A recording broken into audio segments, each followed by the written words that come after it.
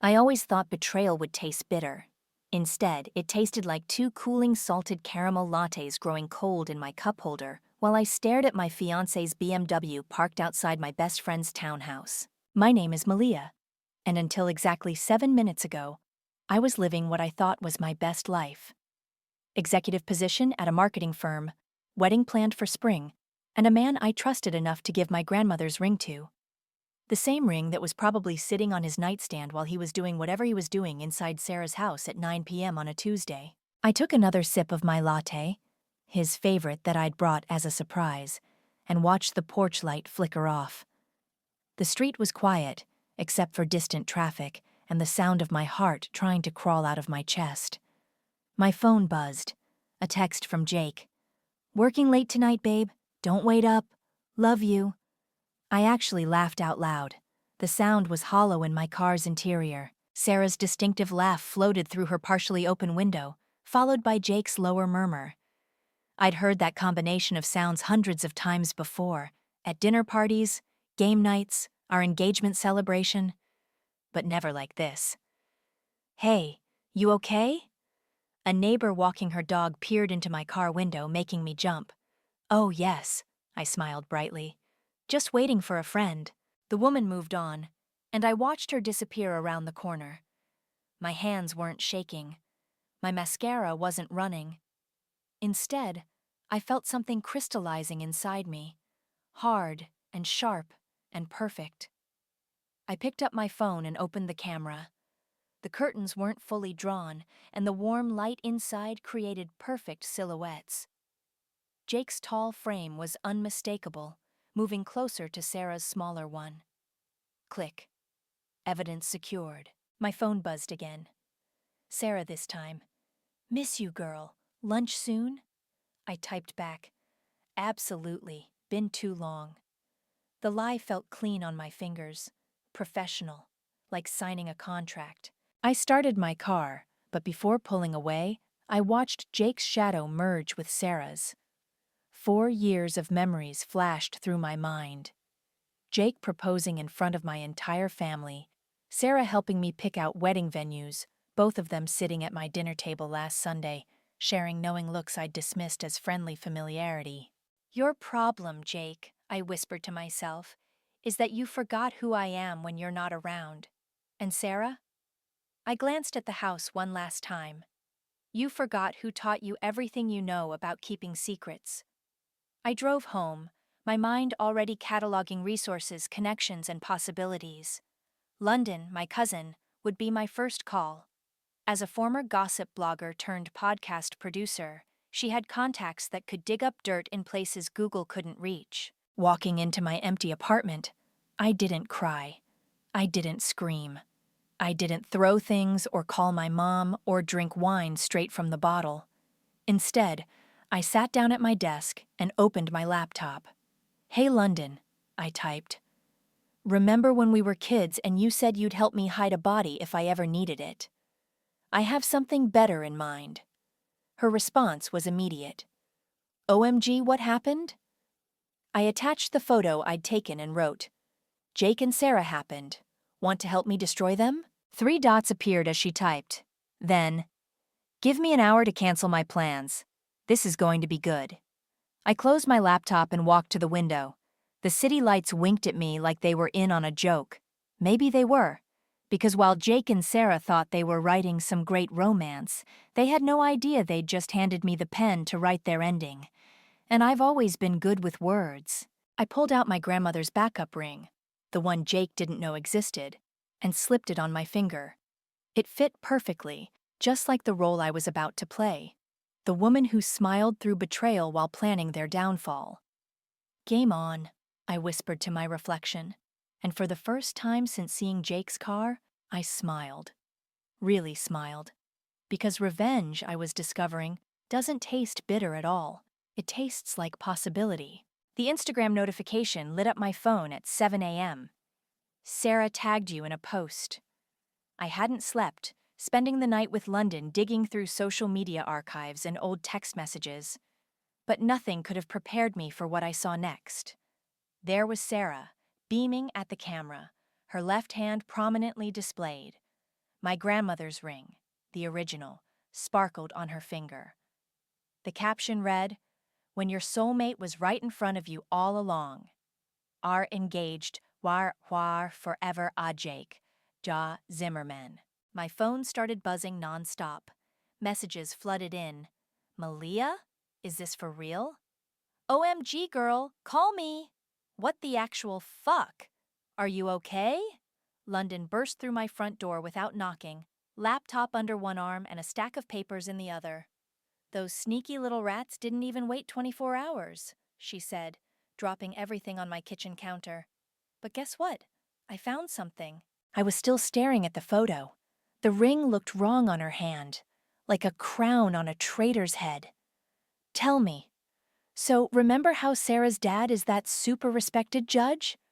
London pulled up a document on her screen. "Well, I have a friend at the courthouse who owes me a favor.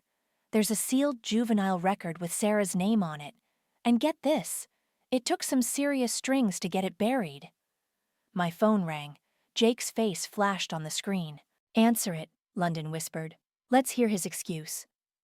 I put the phone on speaker. "Hello, Jake." "Malia, He paused. "I know you've probably seen the post.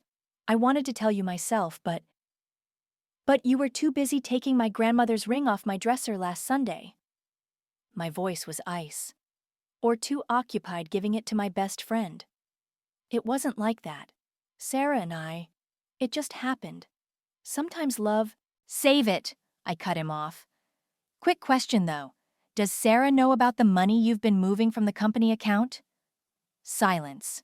Then, "What are you talking about?" London grinned at me, pointing to her screen where financial records were displayed. "Oh, nothing," I said sweetly. "Just wondering if your new fiancé knows everything about you, like I thought I did." "Malia, wait." I hung up. "Look at this." London turned her laptop toward me. "Sarah's sealed record? It's connected to some serious hush money paid by her father. And there's more. Remember that semester she suddenly left college? Junior year. She said she was studying abroad. Yeah, no, she was in a private facility, the kind rich people send their kids to when they need to make problems disappear." My phone buzzed again. Sarah this time. "Can we talk? Please? I never meant to hurt you." I showed the message to London, who snorted.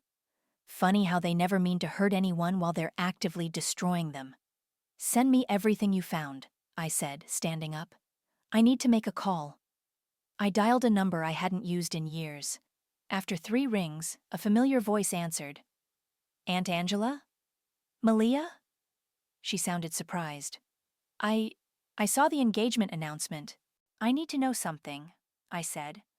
"That fight you had with Sarah's mom 20 years ago, the one that split our families, what was it really about?" Silence stretched across the line. Finally, "Meet me for coffee.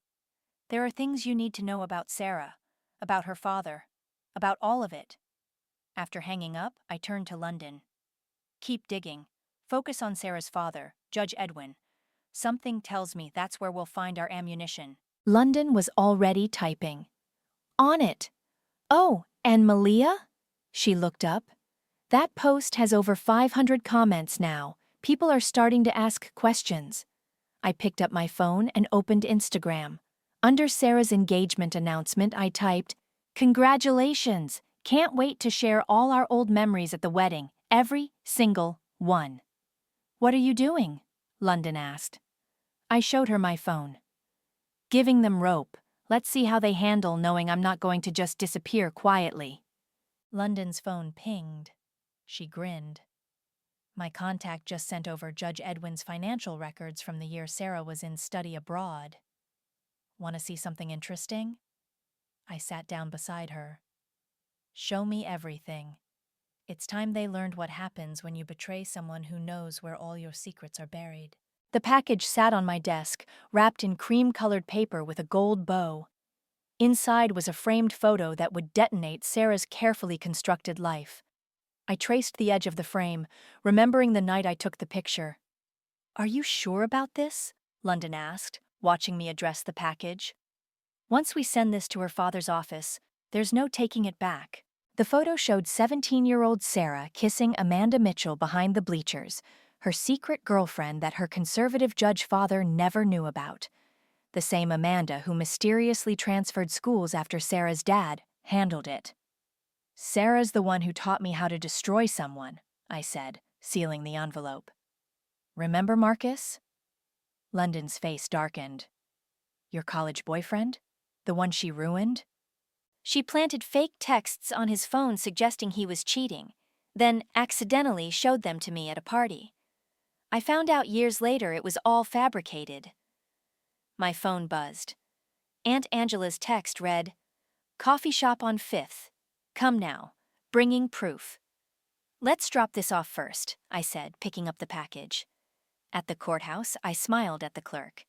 "Special delivery for Judge Edwin's office." "Of course," she said. "I'll make sure he gets it personally." Walking out, London high-fived me. "That's going to hit hard. His perfect daughter, his reputation." Speaking of reputation, I checked my watch. Let's see what Aunt Angela has to say about his. The coffee shop was quiet when we arrived. Aunt Angela sat in a corner booth, aged but elegant, a manila envelope in front of her. "You look just like your mother," she said as we sat down. "Let's skip the family reunion part," I replied. "Tell me about Sarah's father." She slid the envelope across the table. "Edwin Campbell isn't Sarah's biological father. Her mother and we were both involved with him 20 years ago. When Sarah's mother got pregnant, he paid to have the adoption record sealed. Sarah doesn't know." My hands shook as I opened the envelope. Birth certificates, legal documents, bank transfers, all proving Sarah's entire identity was built on lies. "Why tell me now?"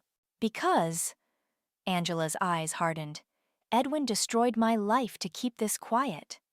Now his precious daughter is wearing your grandmother's ring? It's time for truth." My phone chimed. A text from Sarah. "Please, we need to talk.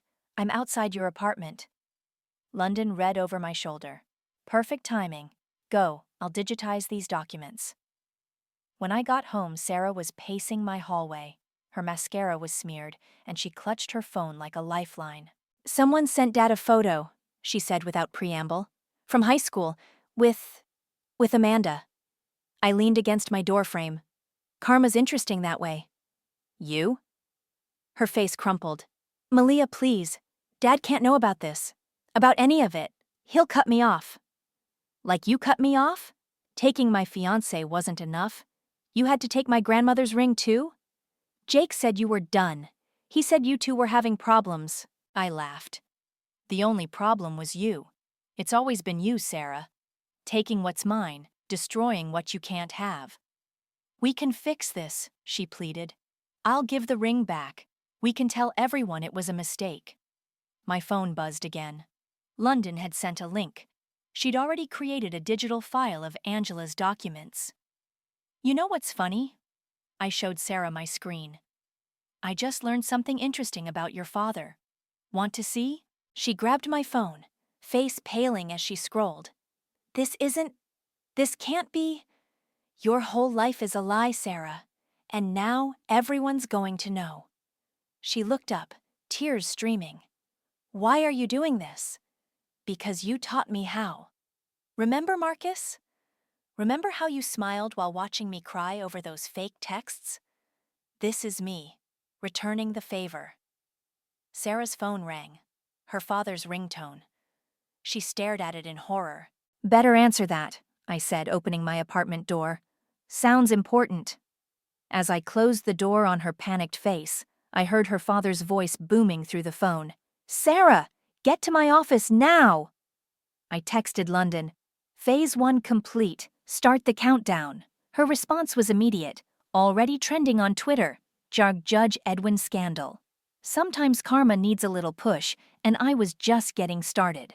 The adoption papers were buried in offshore accounts. Aunt Angela spread documents across my kitchen table. "Edwin paid nearly $500,000 to keep this quiet." London whistled, scanning through financial statements. "And Sarah has no idea she's adopted?" "None." Angela poured more wine. Her mother threatened to tell her once, during a divorce scare. Edwin doubled her allowance and suddenly the divorce talks stopped. My phone lit up with Jake's face. "Third call today." "Answer it," London urged. "Let's see what story he's selling now." I put it on speaker. "What do you want, Jake?" "Malia, things aren't what they seem." His voice was strained. "Sarah's falling apart. Her dad's threatening to disown her. And I need to explain." "Explain what? How you stole my grandmother's ring, or how you've been embezzling company funds?" Silence. Then, "How did you know about the money?" "Jake, did you really think I never noticed the accounting discrepancies? I just trusted you enough not to question them." "Please," his voice cracked. "Can we meet? Just talk?" I caught London's eye. She nodded encouragingly. "Fine. The cafe on 8th, 1 hour." After hanging up, London pulled up her laptop. "While you're distracting him, I'll remote access his phone. My tech guy says he just needs Jake's device nearby for 5 minutes." The cafe was quiet when Jake arrived. He looked terrible, unshaven, shirt wrinkled. "Good. Thanks for coming." He sat down, hands shaking slightly. "I know I don't deserve." "You're right, you don't." I cut him off. "So make it worth my time." "Sarah's not who you think she is." He leaned forward. "She's been lying to everyone, including me. There's something wrong with her family, with her father." "You mean how she's adopted? How Judge Edwin paid to hide it?" Jake's face went white. "How did you—" "I know everything, Jake. The question is, what are you going to do about it?" His phone buzzed. Sarah's text flashed on screen. "Dad knows about the money, all of it. What do we do?" Jake's hands trembled as he typed back. "Delete everything. Now." I smiled. "Problems. I have to go." He stood abruptly. "This was a mistake." "Like proposing to Sarah with my grandmother's ring?" He paused. "I never meant to hurt you." "Funny thing about intent," I stood to. "It doesn't change the outcome." My phone pinged. "London. Got everything. You won't believe what I found." Back at my apartment, London was practically bouncing. "Jake's been blackmailing Judge Edwin. He found out about Sarah's adoption months ago and used it to get investment money for his real estate deals." She showed me emails between Jake and Edwin. Threats, bank transfers, desperate negotiations. "So Jake didn't leave me for love," I laughed bitterly. "He left me for money." "There's more." London pulled up another document. "Remember that sealed juvenile record? Sarah was arrested for stalking and harassing her ex-girlfriend Amanda. Judge Edwin buried it all." My phone buzzed. A text from Sarah. "Whatever you're planning, stop. Please, I'm pregnant." "She's lying," London said immediately. "Classic manipulation tactic." I forwarded the text to Jake with one addition. "Congratulations, Daddy. Hope it's worth it." His response was instant. "She's what?" "Watch this," I smiled, typing back to Sarah. "Does Jake know it's not his?" 3 dots appeared. Disappeared. Appeared again. Finally. "How did you know?" London gasped. "No way. Who's the father?" "Doesn't matter."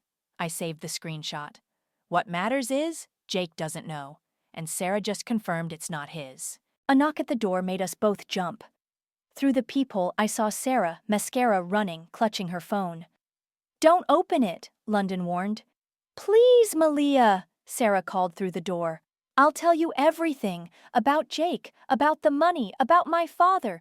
Just please stop digging." I pressed record on my phone. "Why should I?" "Because," her voice cracked, "if this gets out, people will die. My father, he's not just a judge. There's so much more you don't know." I looked at London, who was already typing furiously on her laptop. "Start talking, Sarah," I called through the door, "and make it good. Because sometimes revenge isn't just about exposing lies, it's about uncovering the truth." And from the fear in Sarah's voice, this truth was going to be explosive. "My father runs a money laundering operation through his court." Sarah's voice shook as she sat on my couch. "Jake figured it out 6 months ago. That's when everything changed.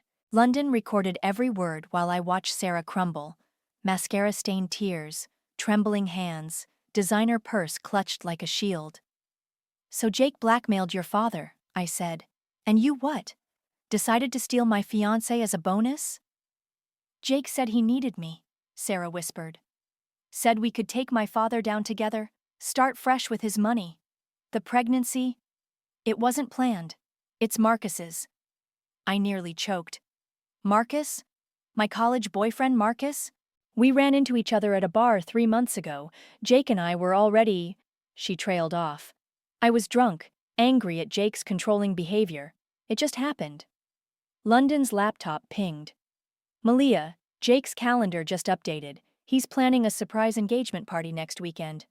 Look who's invited." I leaned over.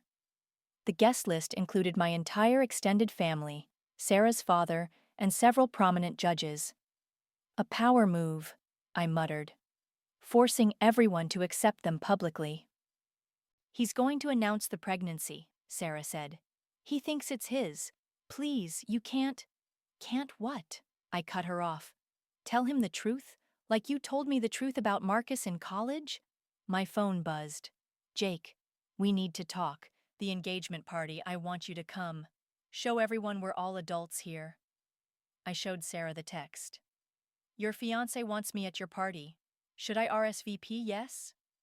"Don't." She grabbed my arm. "You don't understand what my father's capable of. If this gets out—" "If what gets out?" I shrugged her off. "The money laundering? The blackmail? Or how about the fact that the baby isn't Jake's?" London cleared her throat. "Speaking of evidence, look what I just found in Jake's email drafts." She turned her screen. There was a video file labeled "Insurance." Security camera footage showing Judge Edwin accepting an envelope in a parking garage. "Your father's sloppy," I told Sarah. "And Jake's not as smart as he thinks he is." "The engagement party," London said slowly. "It's perfect. Everyone who needs to see the truth, all in one room." Sarah stood up, swaying slightly. "I'll tell Jake everything. The pregnancy, the money." "No," I smiled. "You won't. You're going to help us instead." "Why would I do that?" I played the recording of our conversation. "Because if you don't, this goes to every news outlet in the state. Your father's operation, your lies, everything." "You're bluffing." "Try me." I walked to my desk and pulled out an envelope. "Remember this photo? There are worse ones. Much worse." Sarah's face went pale. "What do you want?" "The engagement party continues as planned. You'll wear my grandmother's ring, smile for photos, and play the happy bride. And when the time comes, you'll stand back and watch." "Watch what?" London grinned. "The show, of course. Speaking of which—" She pulled up a video editing program. "We should start putting together our presentation." "You can't," Sarah whispered. "You'll destroy everything." "Funny." I leaned close. "That's exactly what you did to me. Now get out. And remember, one word to Jake or your father and everything leaks." After she left, London turned to me. "That was intense. You okay?" I picked up my phone and typed a response to Jake. "Count me in for the party. Wouldn't miss it for the world." "What's the plan?" London asked. "First, we edit that security footage into something spectacular. Then, we contact every guest who needs to see it. And finally—" I pulled up the venue's layout on my laptop. "We give them a party they'll never forget." My phone buzzed with Jake's reply. "Thank you. You're amazing. Always knew you'd understand." "Oh, I understand perfectly," I murmured, forwarding his message to London. "Save that. We'll need it for the video." London cracked her knuckles. "Ready to destroy some lives?" I thought about Sarah's tears, Jake's lies, and Judge Edwin's corruption. "No," I said. "Ready to serve justice. They just don't know they're on the menu." The engagement party was in 10 days. Time to start cooking. The ballroom sparkled with champagne flutes and fake smiles. I adjusted my red dress, the one Jake always said was too bold, and watched Sarah fidget with my grandmother's ring across the room. Everything's set, London whispered, appearing beside me. Tech's ready, USB is plugged in, and the hotel's AV system is ours. Jake spotted me and headed over, champagne in hand. You came. You look... Save it, I smiled sweetly. Shouldn't you be with your pregnant fiancé? His face flickered. How did you... know? Oh, Jake, I know everything. I patted his chest pocket where I'd seen him stuff a folded speech. Better get ready for your big toast. Judge Edwin arrived, commanding attention as he entered. His eyes locked with mine, and I raised my glass in his direction. He quickly looked away. 5 minutes, London murmured. Sarah's father is about to give his speech. The lights dimmed slightly. Judge Edwin took center stage, tapping his glass. Friends, family, esteemed colleagues. I watched Sarah's face as her father spoke about family values, truth, and legacy. She looked like she might throw up. And now, Edwin concluded, I'd like to invite Jake to say a few words about my beloved daughter. Jake stepped forward, pulling out his speech. The projector screen behind him lit up, supposedly for a photo slideshow. Sarah came into my life like a dream, Jake began. The screen flickered. Instead of engagement photos, security camera footage appeared. Judge Edwin accepting envelopes in dark parking lots. Jake didn't notice, continuing. She showed me what true love. What is this? Judge Edwin's voice boomed. The footage changed to email screenshots, Jake's blackmail attempts, financial records, Sarah's sealed juvenile file. Turn it off, Sarah screamed, but London had locked the AV controls. The room erupted in whispers as adoption papers filled the screen, followed by bank transfers and more damning emails. That's enough. Jake lunged for the projector just as the final clip played.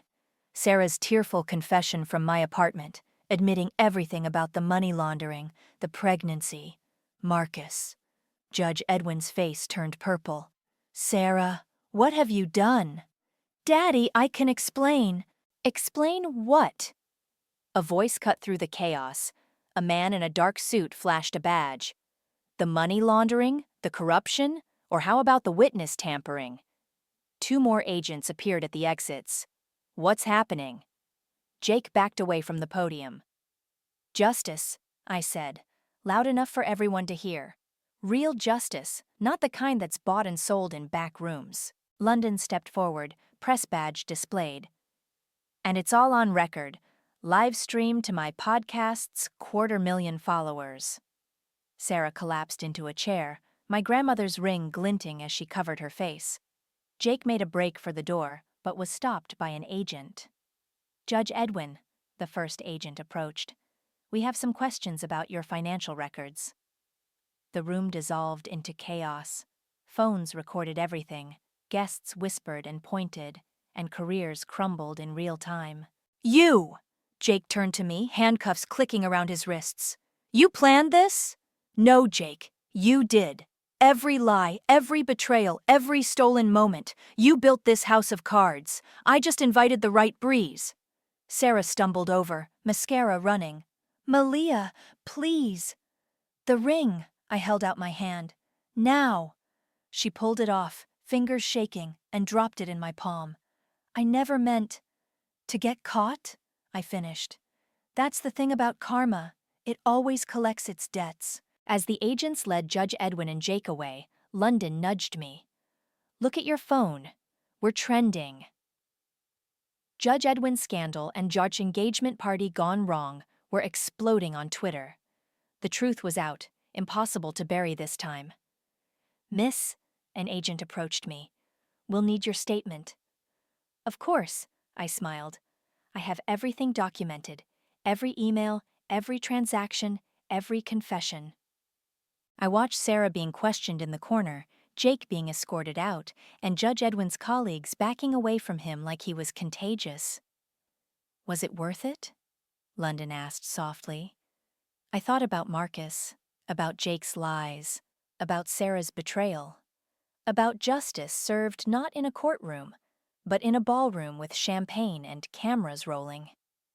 Truth usually is, I said. slipping my grandmother's ring back where it belonged, on my own finger. Because sometimes the best revenge isn't serving it cold. It's serving it to everyone at once, with witnesses, and letting karma handle the cleanup. Judge Edwin Campbell sentenced to 15 years, London read from her phone, feet propped on my office desk. Jake takes plea deal. Sarah's pregnancy confirmed. Marcus demands paternity test. 3 weeks had passed since the engagement party explosion. I scrolled through my emails, each one better than the last. Look at this! I turned my laptop to show her. Jake's real estate company is being audited. Every deal he ever made is under investigation. My phone buzzed. Sarah's mother.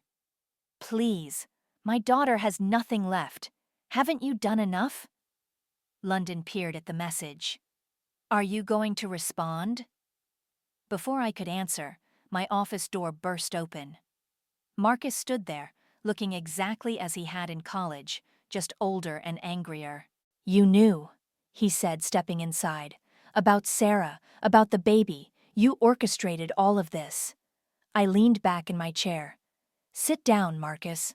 Let's talk about how Sarah destroyed our relationship with fake texts, then slept with you for revenge. He sank into a chair. I should have known. The way she approached me at the bar, so convenient. She used you, London said, like she uses everyone. The paternity test came back. He pulled out a paper. It's mine. I'm going to be a father, and the mother is facing criminal charges. I opened my desk drawer and removed a file. Here, everything we found about Sarah's finances. She's been siphoning money from her father's schemes for years. Hidden accounts, offshore investments. She's not as broke as she pretends. Marcus stared at the documents. Why are you helping me? Because that baby deserves better than Sarah's lies, and because you deserve to know the whole truth. My phone buzzed again. Jake's lawyer. My client wishes to make a statement about your involvement in... They're scrambling, London grinned. Everyone's trying to shift blame. A knock at the door. A delivery man held out a package. For Ms. Malia? Inside was a USB drive and a note. Insurance policy, in case I don't make it through this. Judge Edwin. London plugged it into her laptop. Her eyes widened. Holy shit, this goes way beyond money laundering. There are judges, politicians, business leaders. Make copies, I told her. Send one to every major news outlet. Marcus stood up. I should go. I have a lawyer meeting about custody arrangements. Wait, I handed him my card. Call me if you need anything. That baby might be the only innocent person in this mess. After he left, London turned to me. Sarah's been trying to contact you. Says she's checked into a wellness center. Of course she has, I laughed. Image Rehabilitation 101. My office phone rang. The FBI agent from the party. Ms. Malia, we need you to come in. There's been a development. At the federal building, Agent Torres spread photos across the table. Judge Edwin had more enemies than friends. Someone tried to silence him last night. Is he... alive but scared? He's naming names and they go straight to the top. London, who'd insisted on coming, whistled at the photos. This is bigger than revenge now. It always was, I said. We just didn't know how big. My phone lit up with a news alert. Breaking. Major corruption scandal rocks judicial system. Multiple arrests expected. You started something here, Agent Torres said. Something that's going to clean up a lot of rot. I thought about Sarah, probably lounging in some luxury rehab. Jake, making deals to save himself. Judge Edwin, finally facing justice. What happens now? London asked. Agent Torres gathered the photos. Now, we follow the money. All of it. And we'd like your help. Why me? Because you did what the FBI couldn't. You got them to expose themselves. We'd like you to consult on similar cases. I looked at London, who nodded enthusiastically. On one condition, I said. My cousin London works with me. She's the best investigative journalist I know. Deal. Agent Torres handed us each a folder. Welcome to the right side of justice. Walking out, London bumped my shoulder. So much for simple revenge, huh? I smiled, thinking of my grandmother's ring, now safely stored away. Sometimes karma needs professional help. My phone buzzed one last time. A text from Sarah. I'm sorry for everything. I deleted it without responding. Some apologies come too late, and some people need to live with the consequences of their choices. Besides, I had bigger corruption to expose. The ocean breeze carried the scent of salt and justice as I stood on the courthouse steps, watching Jake being led out in handcuffs. His designer suit couldn't hide the defeat in his shoulders. 7 years, London announced, closing her laptop, plus full restitution, not bad for a day's work. Make that 23 corrupt officials down. Agent Torres joined us. Your testimony sealed it. My phone buzzed with a news alert. Real estate mogul Jake convicted in landmark corruption case. Have you seen this? London showed me her tablet. On the screen, Sarah worked behind a department store counter in some small town, her pregnancy now visible. The photo was tagged, "How the Mighty Fall." Marcus got full custody, I said. The baby will never know her. Speaking of knowing things, London pulled up another article. Judge Edwin's full confession just dropped. Your story's trending again. I watched Jake being driven away. The same parking lot where he'd once proposed to me, now ending his chapter in my life with sirens and steel bars. Ready for the next case? Agent Torres handed me a file. This one's bigger. International connections. Always, I smiled. But first I need to make a stop. The small cafe was quiet. Sarah's mother sat alone, stirring coffee endlessly. Thank you for meeting me, she said as I sat down. You said it was important. She pushed an envelope across the table. Sarah's real birth certificate, her biological father's name is on it. She should know the truth even now.